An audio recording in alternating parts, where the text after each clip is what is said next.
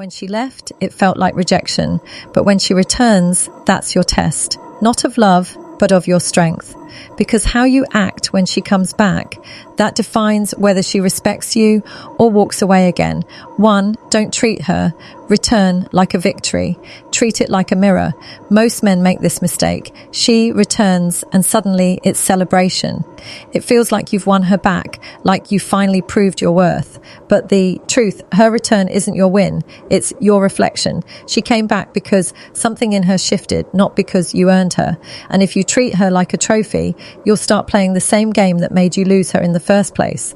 This isn't the moment to seek validation. It's the moment to show composure. Because if you pedestal her return, you send a silent message. I was incomplete without you, and nothing kills desire faster than neediness, disguised as gratitude. So instead, meet her return with calm, not coldness, not desperation, but the strength of a man who was already whole before, during, and after her absence. She's not the prize. Mutual respect is.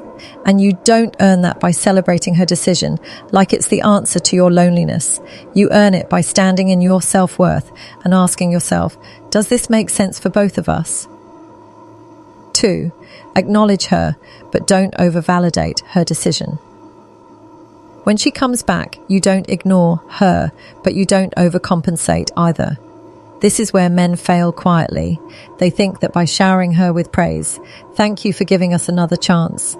I promise this time I'll be better. They're securing the bond. What they're really doing, surrendering their power. Acknowledgement is about presence, not performance. Say what's real. I hear you. I appreciate the effort. But avoid emotional theatrics. Why? Because the second she senses that, her return makes you emotionally unstable. She questions your stability altogether. Validation is her territory.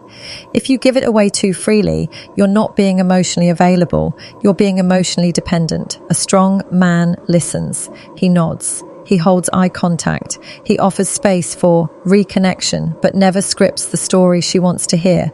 That's the difference between being a partner and being a puppet. 3, rebuild standards. Don't rebuild fantasy. Her return is not a time to pick up where you left off. It's not a reset button. It's a checkpoint. You get to decide what the next version of this relationship looks like. And that starts with standards. Clarity, respect, reciprocity. These aren't demands. They're direction. But here's the key. You don't shout your standards. You state them with calm. Moving forward, I need honesty, not avoidance. If we're reconnecting, it has to be mutual. No more emotional guessing games. No ultimatums, no accusations, just quiet strength. Because the moment you try to win her back by being agreeable, you lose the ability to lead the relationship. And when you lose that frame, she'll test you again, not to hurt you, but to see if you've really grown. So lead, not with control, but with conviction. Let her feel your boundaries, not your fear, and build a connection that reflects who you've become, not who you used to be. 4, watch what she does, not what she says. Words are easy. I missed you. I want this to work. I've changed. Sounds good. Feels good. Means nothing. Without proof, her actions are her truth. Don't listen to the softness in her voice. Watch how she shows up when things get real again. Is she consistent? Is she present? Is she matching your energy or waiting for you to carry the emotional load?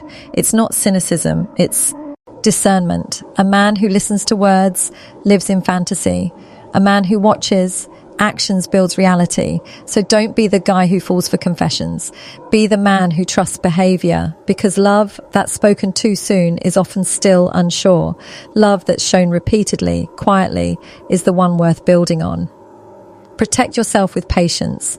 Let her reveal herself without interrupting the process by rushing back in. 5, slow the emotional tempo. Don't let history rush you. Reunions are emotional. You remember the laughs, the touch, the late night texts. It's tempting to run back into what was, but the truth is what was is gone. You're not trying to revive the past. You're trying to redefine the future. So slow it down. No intense "I missed you so much" messages. No daily texting marathons. No planning vacations before you've rebuilt communication. Set a pace that honors both the past hurt and the future hope. Why? Because when you slow down, you give space for real connection. You give her a chance to earn your energy again. And more importantly, you give yourself time to see clearly. Rushing equals reaction. Pacing equals power. She'll respect the man who isn't desperate to jump back in. She'll trust the man who takes his time, because pacing says, I value this, but I value myself more. 6. Walk with power, even if she stays the final shift. Your energy. Be the man who could walk away, but chooses to stay only if it aligns with your peace. Don't act like her return is your oxygen. Act like it's an opportunity, not a necessity. You're not here because you're afraid to lose her. You're here because you want a relationship built on respect, not fear. She needs to feel that you're choosing this with eyes open, not arms desperate, that you're not staying because you're afraid to be alone, but because you know what a healthy connection looks like, and you believe it's possible with her. And if it's not, you'll walk silently with dignity, because the moment you believe your life depends on her presence, she'll start testing your absence. So hold your ground, not to punish her, but to protect yourself. Because real love isn't a rescue mission, it's a conscious choice. If she's returned, don't act like it's fate. Act like it's a decision, one that both of you must earn. Stand firm in your values. Speak without needing to. Convince. Watch what she does, not what she says. And never let your desire for love override your devotion to peace, because the strongest men are never the loudest. They're the ones who lead from stillness and walk away, not in anger, but in